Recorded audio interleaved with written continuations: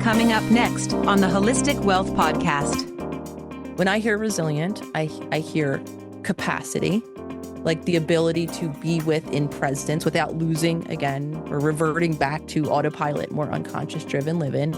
When we're present, when we're grounded, when our body allows us to stay present, the next word that then comes to mind is choice, right? So as someone who's very driven to achieve, right, assumably, right, with achievements could come financial security, right? That was, again, why I was wired to achieve in childhood. You're listening to the Holistic Wealth Podcast with host Keisha Blair, author of Holistic Wealth and founder of the Institute on Holistic Wealth.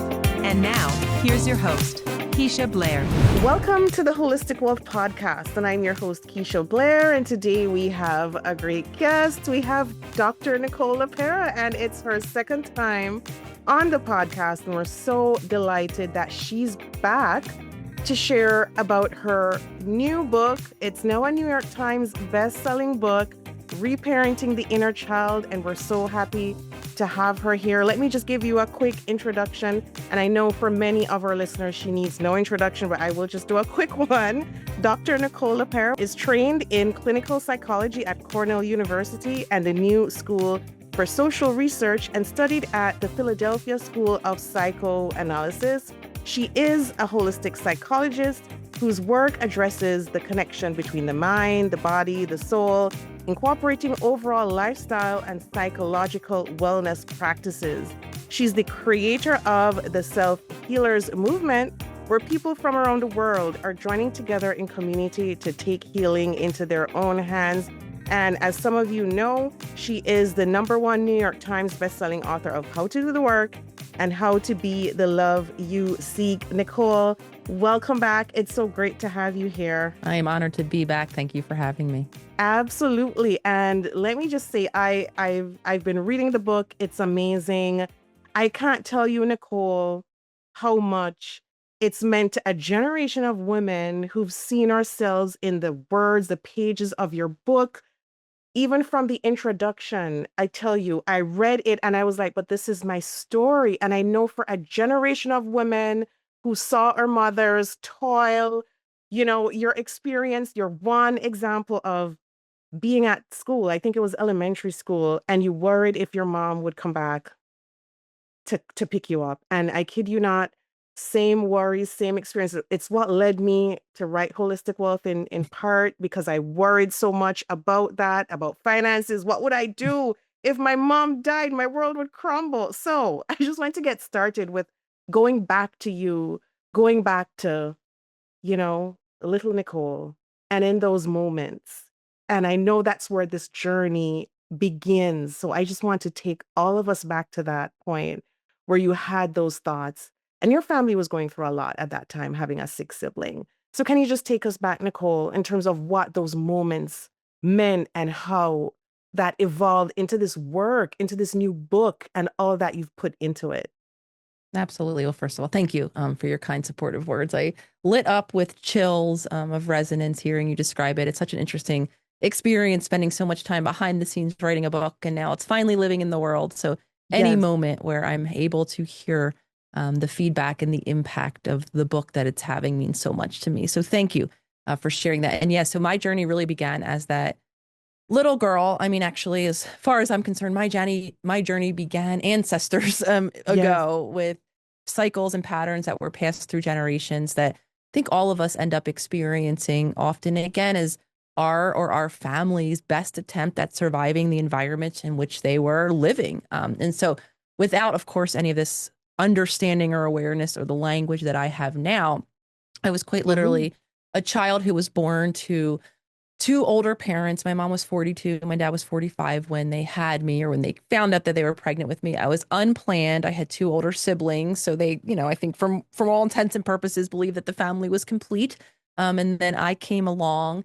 And again, I was born into an environment that had a lot of stress, from stress inside the home with health related issues, a lot of them mapping onto the reality of what was happening. Again, my older sister had a lot of really acute health crises in childhood, to what was happening outside my home. It was lost on me at the time, but not so much looking back, that I grew up in Philadelphia, very much an urban environment, with a lot of stress, always sirens outside my door, awareness of crime that was happening quite literally on my block. So, with all of the stress, while I didn't have the language at the time, because if you would have asked me up until my 30s, kind of how my childhood was, while I recalled very little of it, I would have described it as good Yeah. because my family always had a roof over our Right. heads, right? My father worked very hard. My mother was in care of the home, my siblings, myself. My father worked very hard to create financial security for my family. I did have a lot of opportunities. Both parents were present. They were even cheering me on at softball games. I got very involved in sports from a young age. So while I didn't have the language to understand what I was lacking in childhood, is I think what a lot of us lacked, which is the emotional attunement and the support that we needed to navigate, whether it's just standard development of growing up and learning how to navigate life to moments where there was higher stress involved. And it took me really decades into becoming a psychologist, which I always kind of wanted to be able to look back now and see all of the ways that I had learned, as all of us will do as children, to adapt to the environments around us. Mine, again, which lacked the emotional attunement that I needed. But in many ways, I developed very societally celebrated, if you will, coping mechanisms that Yeah. led me for a very long time to some extent believe that, quote unquote, nothing was wrong, though it was very confusing because I still continued to repeat a lot of dysfunctional coping habits that at that time I saw mirroring the habits that many of my clients were reporting that had brought them in to my treatment room. So for me, it took kind of a moment of disempowerment, kind of wondering, what am I doing here in this talk therapy room? And why isn't this working? And why am I still struggling with anxiety and not able to kind of get a hold on it while I have all of the tools, so to speak? I didn't realize how much I did not learn in terms of the human body, these survival driven adaptations that will continue to unconsciously repeat until, of course, we learn how to bridge the gap between insight and awareness and actual change. So that's really what inspired this journey now of speaking at this time in my career about the inner child. Again, this part of us that stores all of those early memories that many of us revert back to in moments in adulthood that we can't seem to break the cycles of. Yet my hope is, again, with insight, understanding, and now accessible tools, we can begin to finally show up differently. Yeah, no, that's amazing. And so I have another two-part question. So, what does it mean to reparent the inner child?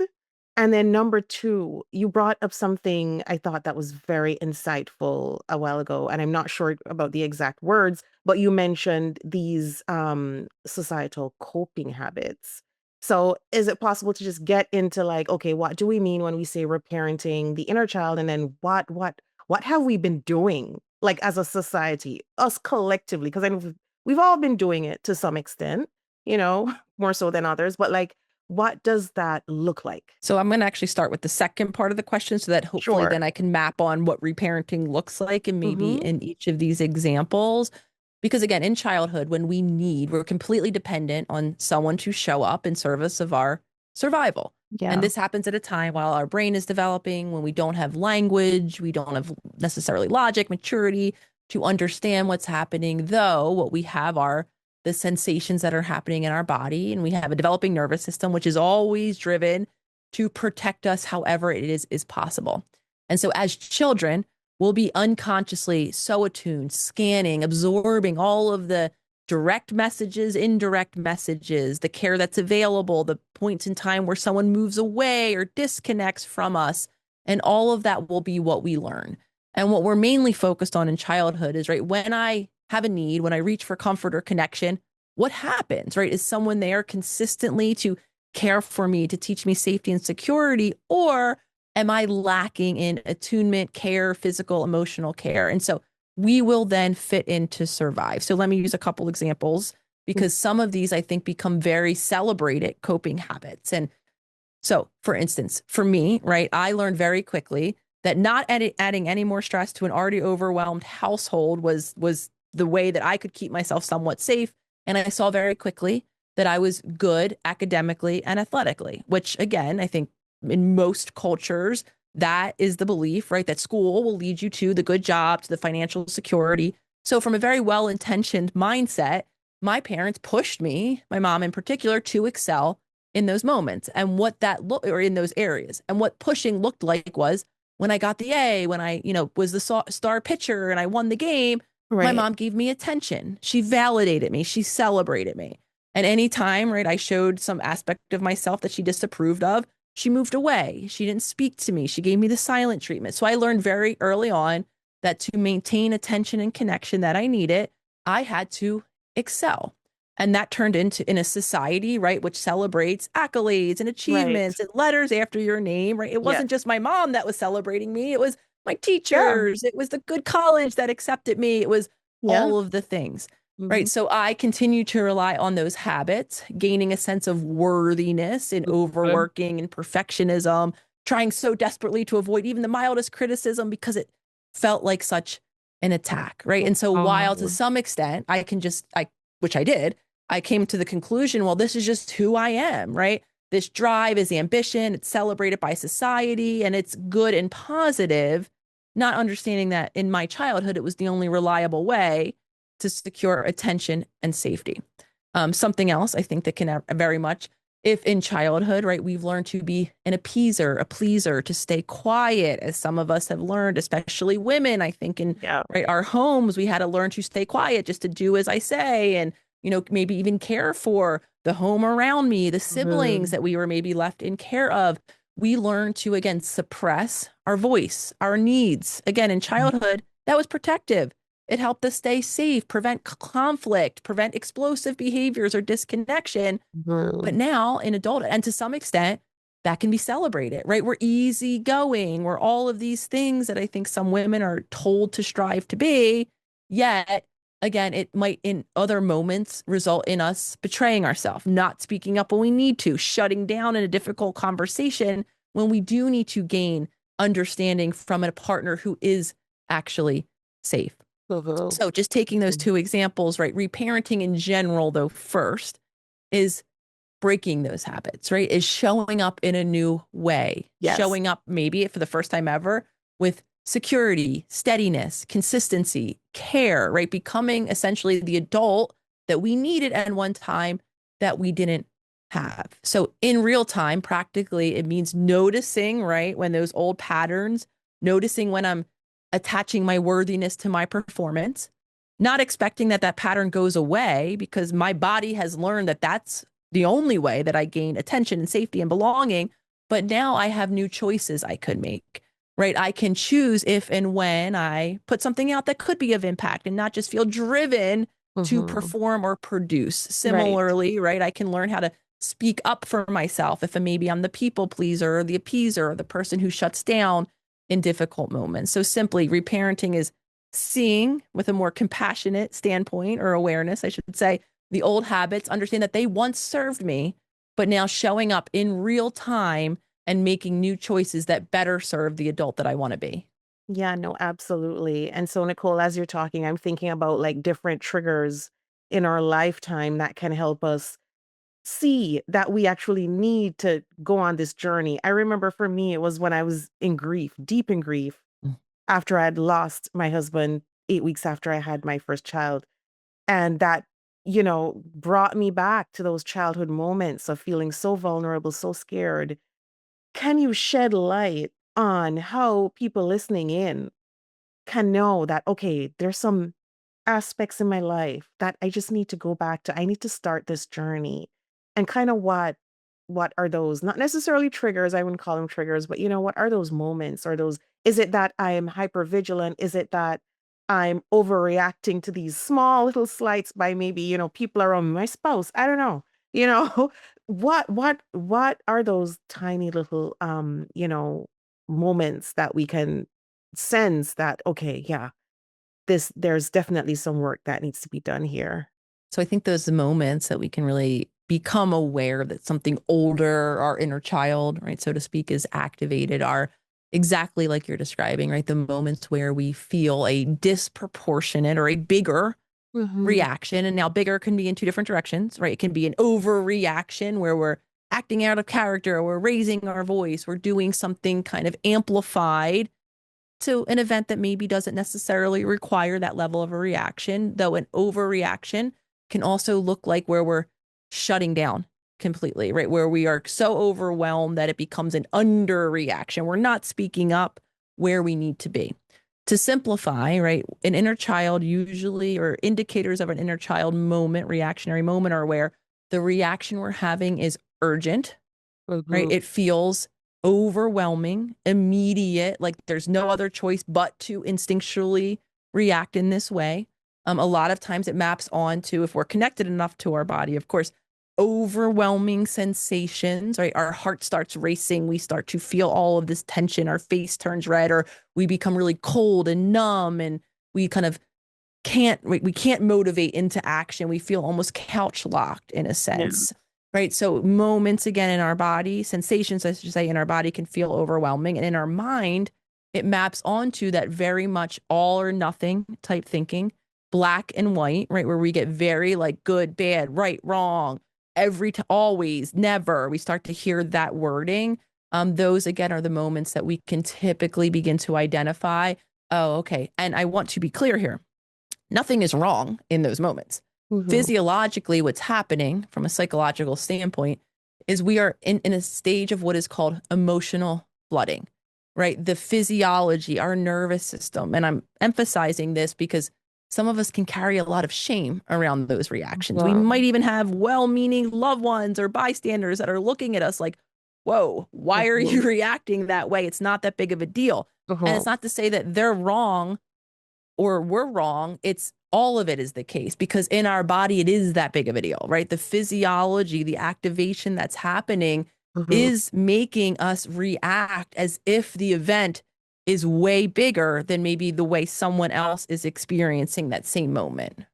Yeah, no, absolutely. And as you're talking, I'm thinking about the nervous system. Like, can you take us through that, Nicole? Because I feel like, the nervous system is taking us back to that childhood, incident, that moment, even though it's not happening in the present, it was in the past, but our bodies are, is it that remembering?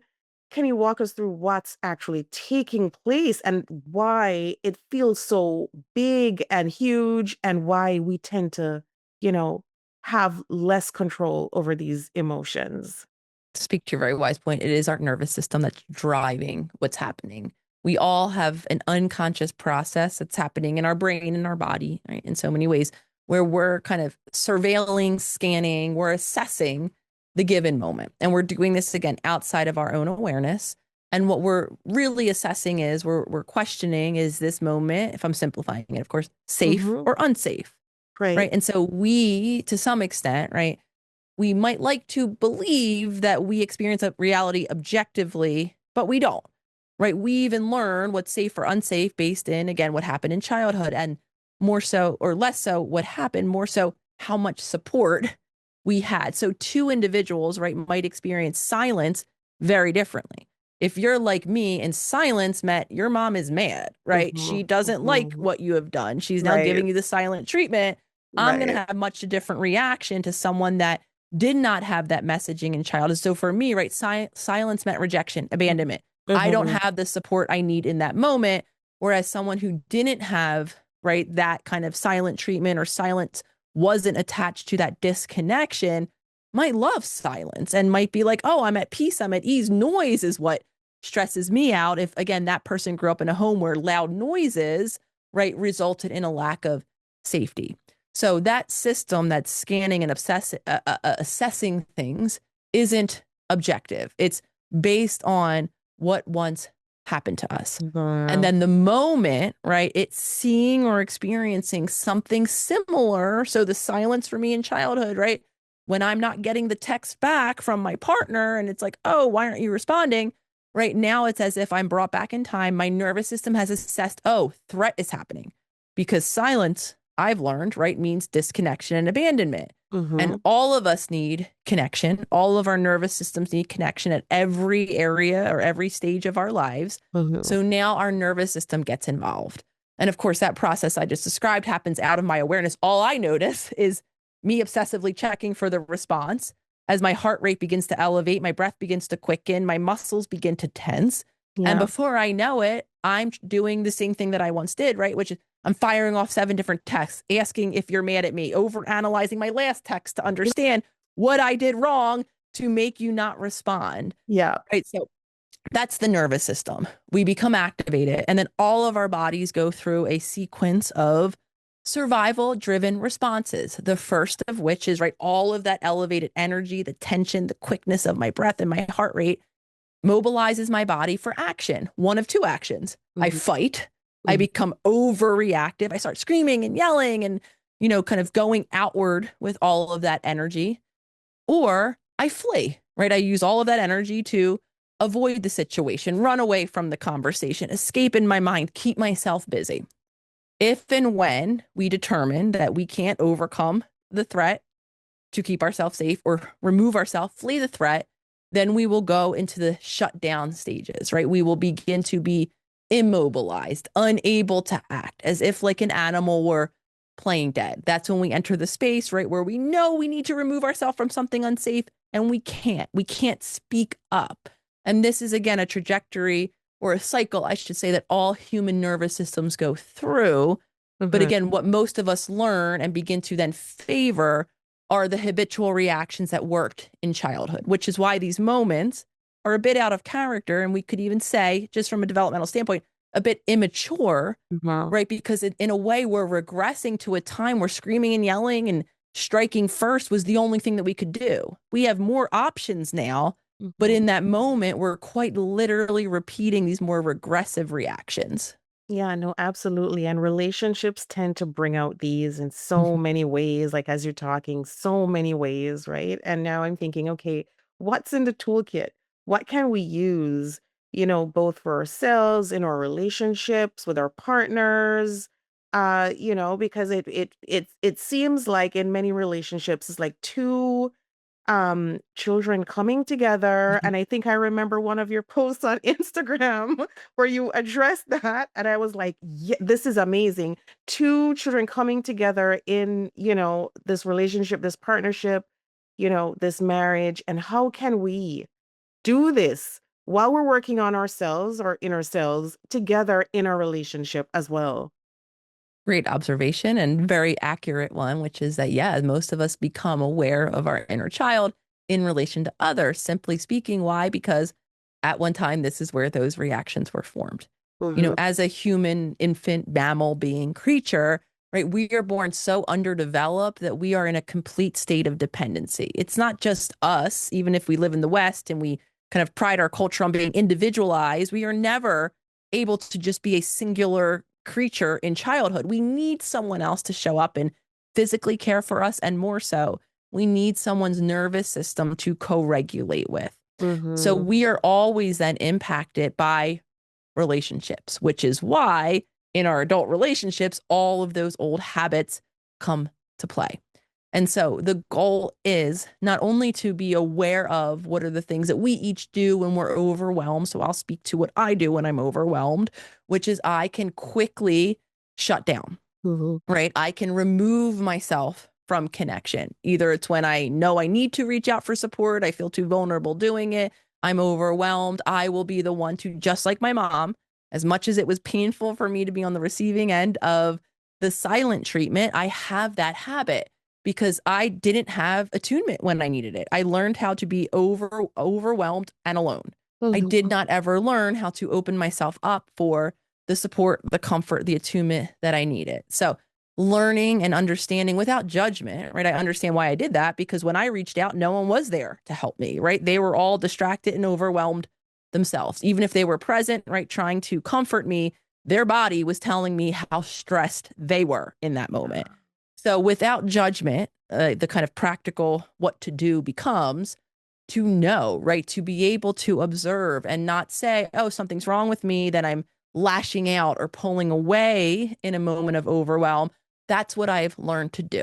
We can also then extend that grace and compassion to our loved ones, right? Where instead of taking their reactions personally, and of course, this is within reason, this is not continuing to show up in abusive or, neglectful relationships, which is some of the pattern for some of us, myself included, that we have to learn to break. But we can extend compassion in those moments. In the next step then becomes, I do want to learn how. We all then can learn how to show up differently, which begins not by just knowing, oh, okay, Nicole, I know I need to reach out for comfort and care and connection and right, assert myself when it's appropriate. I can't just wave the magic wand and become that. For the first step for most of us is we just need to interrupt the old pattern. We need to learn how to pause when we would otherwise react.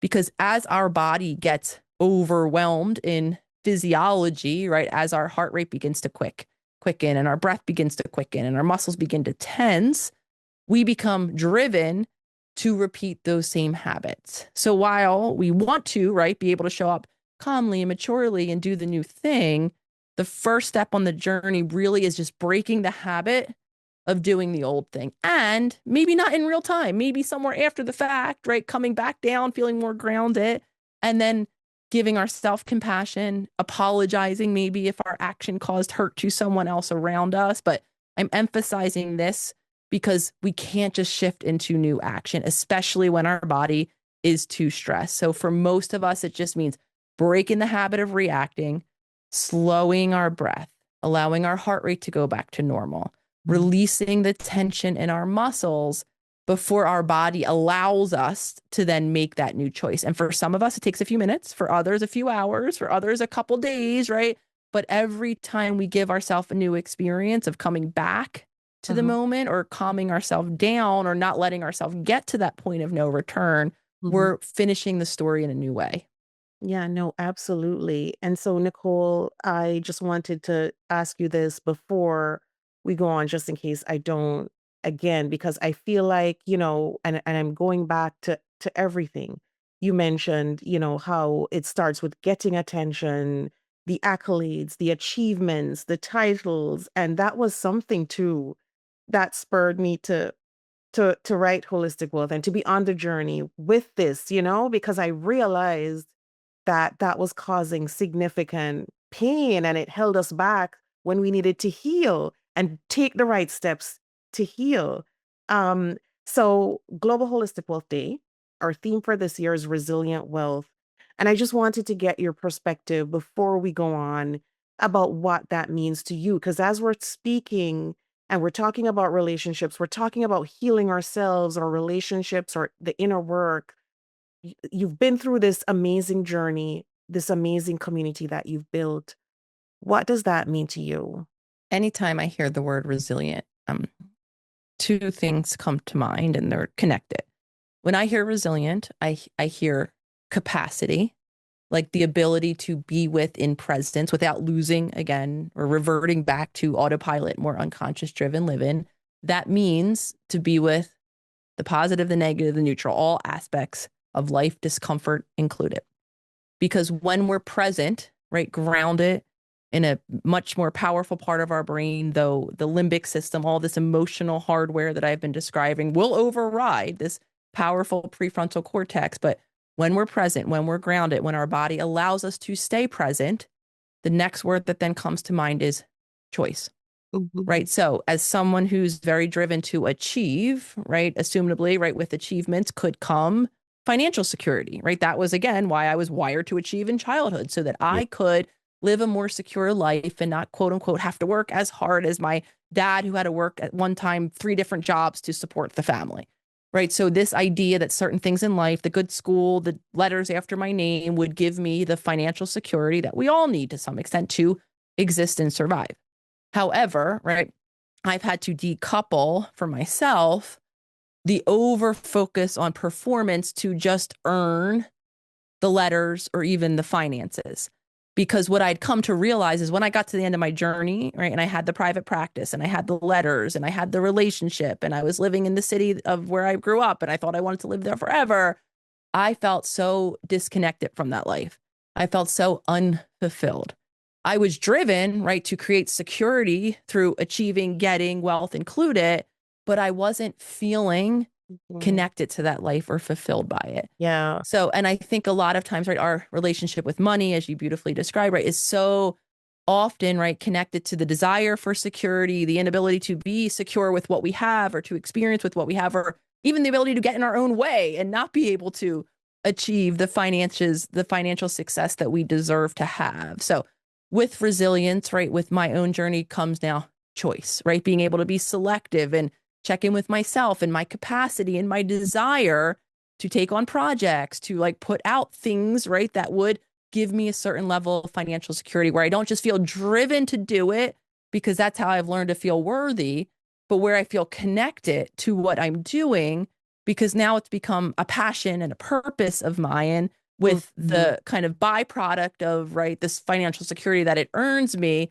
being a byproduct, being not just what drives me. And I see this a lot. If we come from, right, a financially insecure childhood, right, we tend to then driven to try and undo that and create financial security, right? We can create all of these dysfunctional relationships with money where we're exhausting ourselves with 17 jobs so that we don't ever, right, go back to lack or not having, or where we're getting money and we don't know how to save it. And we're then blowing money so quickly that so all of these dysfunctional habits, again, I think connected to childhood, protection, worth. So resilience, again, simply means to be able to be present to our current relationships with money, with success, with other people, and to show up with capacity and therefore choice, being able to choose what we do instead of just feeling driven for all of the different reasons that we had once been. Yeah, no, and that's amazing, Nicole. And before we go, because we brought in the financial security piece, which I think is great, and so many people are struggling through that piece today, especially now with like rising gas prices and everything's through the roof. And so I'm wondering if you could give us just a few final tips if we're feeling the hypervigilance around money and we're just feeling the stress around it and the trauma. Are there any small daily techniques that we can use to just calm ourselves down and really just, take it one step at a time as we go on to try to kind of deal with the financial security part of it? Well, you've already beautifully answered the question to some extent, right? Which is first of all, I want us to all, and I hope you are hearing me when I say this, finances, right, are a part of life, safety, Mhm. security, right? We need money to keep a roof over our head. We do need, in this society in which we operate, right? Money is very connected to our ability to feel safe, to feel secure. So I want to normalize anyone out there who is feeling hypervigilant to money or overwhelmed by even the conversation of money, not to kind of diminish the reality that to some extent, at least in this society as it currently is, you do need money, right? So that desire, need, vigilance, worry, fear is natural. But Mhm. then the beautiful wisdom that you've already kind of answered, the question then becomes not to criticize or shame ourselves if we're feeling worried about money, fearful of money. If we are in a situation of financial lack, not to shame ourselves, but Mhm. to empower ourselves. While we might not be able to change all of our financial circumstances with a wand in an immediate moment, begin to ask ourselves, what small thing can I do to create safety and security now? And Mhm. for some of us, the answer is not worry about 12 days into the future, right? Just keep focused on this moment. Because what happens when we're fearful, right, is we now look to the whole future in front of us and we go into that all or nothing or always or never, or Yeah. rent that's due 3 weeks from now. Let me just focus on today, right? If I'm not feeling safe and secure today, what can I do now to either calm myself down physiologically, to maybe take one step toward whatever action we might imagine would lead us into the direction of financial security, right? Not everything, not get there immediately, right? Some of this is about shifting our expectation, right? What's one small step? Sometimes the step is, again, just calming our body down until our perspective can shift. And what once felt like it was inevitable, all or nothing, terrible, never going to happen, might feel a little more manageable as your body calms, or making one small step, right? Going and applying to one job or taking one step in a direction that will lead us to financial security, not anticipating that things will immediately change, but knowing that the more consistently we check in with ourselves and make those small shifts, the more consistently now we're moving toward financial safety and security. Absolutely. And so, Nicole, that was amazing advice. I'm so grateful that you were able to join us on this show because I know you're busy with the book launch, but thank you so much. And any last words for viewers in terms where they can find the book, where they can reach you, again, with the book and any other journey with in terms of the community, the self-healers community that you have? Absolutely. Well, thank you for the work that you do. I first want to reflect back that gratitude. I'm so inspired by you, by your work. I'm Yo. so honored to now have had so many years go by and to be able to reconnect with you. And Yeah. also to all of you listeners out there, for beginning to unpack things. Like I know for so many of us, financial conversations are very loaded or very shameful. So it is a very brave and courageous thing to begin to look at our own relationships with anything in life, especially kind of with our finances. And again, to empower ourselves to create those shifts. So my hope is for listeners, whether the shift comes because you have a new awareness of maybe some of your habits and patterns, that you can be a little less critical the next time they show up, as they will, or maybe some of you will take a slight practical, kind of tool with you to be able to downshift your body or create a little movement where you were once stuck. I'm so inspired because this is how all of us really begin to break the cycles that have been passed on to us. So of course, this book, as all my books, are available, hopefully at this point where all major books are sold, hopefully also in your local bookstore. So if you like to support local, absolutely, I suggest you do so. It's also available on Kindle and Audible, the way if you prefer to listen to your books. Also come find me on all of the social media platforms, even if you cannot invest in a book at this time. These are conversations that I'm having. The community is so incredibly supportive, whether it's on the Instagram account or the TikTok or YouTube channel that we just relaunched.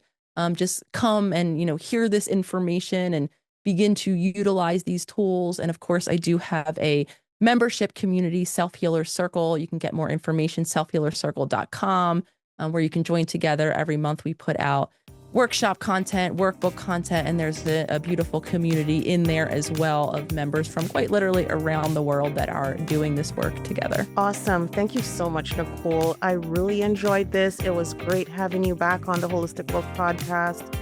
And all the best for your tour coming up in England and, other stops along the way.